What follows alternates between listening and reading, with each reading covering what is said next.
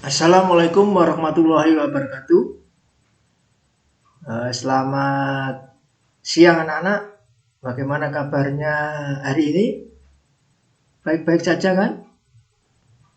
Ya, harapan Bapak Ibu Guru, anak-anak dalam keadaan sehat ya, dan semangat untuk terus melanjutkan pembelajaran lewat video, lewat daring ya.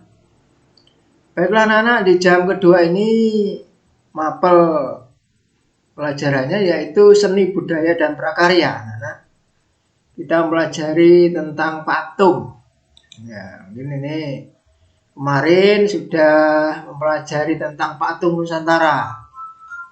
Kemudian teknik pembuatan patung, terus monumen ya, cara pembuatan patung berupa monumen.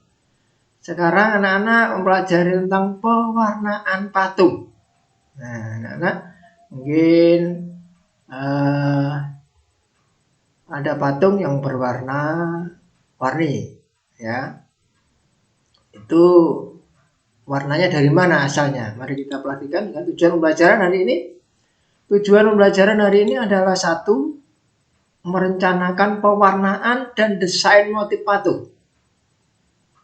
Yang kedua, mewarnai dan membuat motif patung ya. Nah, ini dua tujuan pembelajaran ini supaya lebih jelasnya anak-anak semuanya bisa lihat di video berikut ini. Yang pertama, teknik pembuatan patung. Bagaimana sih caranya? Ada 4 cara. Pertama, teknik membutir. Teknik membutir adalah teknik membuat patung dengan cara memikir, menambah, dan mengurangi bahan yang dibentuk. Alat yang digunakan butir atau pisau sudip, bahannya tanah liat atau plastisin. Kemudian ada teknik memahat. Teknik memahat adalah teknik mengurangi bahan dengan cara dipahat pada bahan yang digunakan. Alat yang digunakan adalah pahat dan palu, bahannya bisa kayu atau batu. Ini adalah contoh gambar orang yang sedang memahat.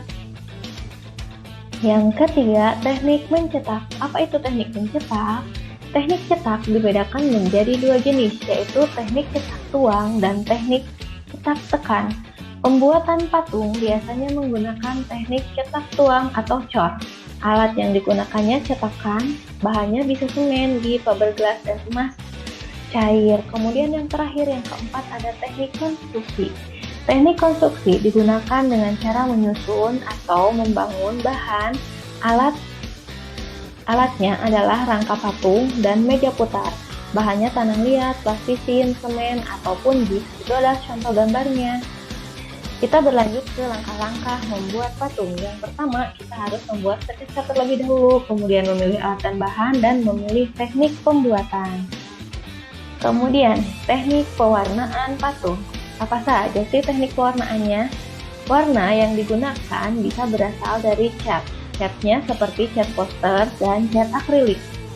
Ciri-ciri cat poster pertama menutup secara merata, mengkilap, dan hanya memiliki warna dasar. Sedangkan cat akrilik yang pertama terbuat dari plastik, mengeras saat kering, dan susah dihapus. Ada 2 jenis teknik pewarnaan. Yang pertama teknik akuarel. Teknik pewarnaan ini dengan sapuan warna yang tipis sehingga warnanya hampir transparan. Warna yang tipis didapatkan dengan menambahkan banyak air. Yang kedua teknik plakat. Teknik pewarnaan dengan sapuan tebal dan komposisi cat yang kental sehingga menghasilkan warna yang pekat. Baiklah anak-anak, itulah materi tentang teknik membuat dan mewarnai patung. Sampai jumpa lagi. Semoga ilmu yang tadi Ibu ajarkan atau Ibu berikan bermanfaat untuk kalian semua. Jangan lupa tetap belajar dengan rajin ya. Wassalamualaikum.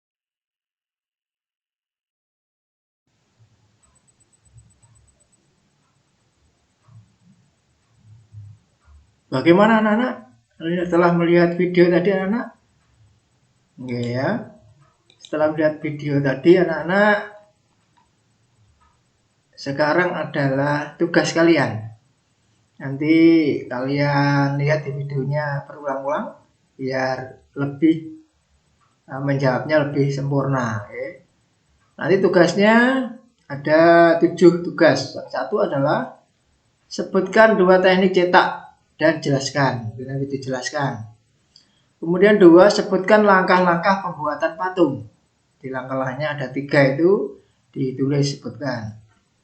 Kemudian berikutnya adalah sebutkan ciri-ciri cat poster. Nah, ciri-ciri cat poster ada berapa? Ada 3, nggak salah. Ini disebutkan semua. Sebutkan 2 jenis teknik pewarnaan. Nah, ini ada bunyinya dengan tadi pewarnaan. Kemudian 5, sebutkan 4 bahan memberi motif dan warna pada patung. Ini dilihat di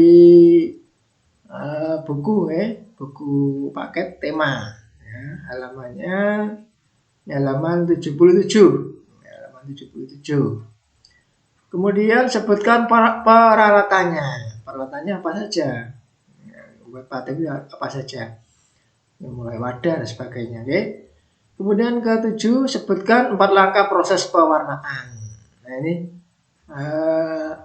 proses pewarnaan juga ada di buku paket. Ya, ini di pelajari ya. Nah, saya ingatkan ya, sekali lagi yang masih terlambat mengirim anak-anak itu merupakan penilaian disiplin dan tanggung jawab. Jadi kalau anak-anak mengirim itu lebih dari jam 14.00 ya atau jam 2 itu berarti kalian belum punya tanggung jawab atau disiplin. Jadi nilainya di bawah 75 anak-anak. Jadi kalau kalian berlomba-lomba untuk cepat mengirim. Nah, ini contoh ini yang sering lambat, anak Putra, ini Ardi. Nah, ini sudah mulai baik, Ardi ya. Harapan Pak Nur kalau kurang atau tidak mampu untuk menjawab pertanyaan, tanya ke saya ya. Bahkan Ardi saya suruh ke sekolah anak-anak. Okay. Kemudian ya Andika, ini nomor 2 ranking 2 ini. Andika.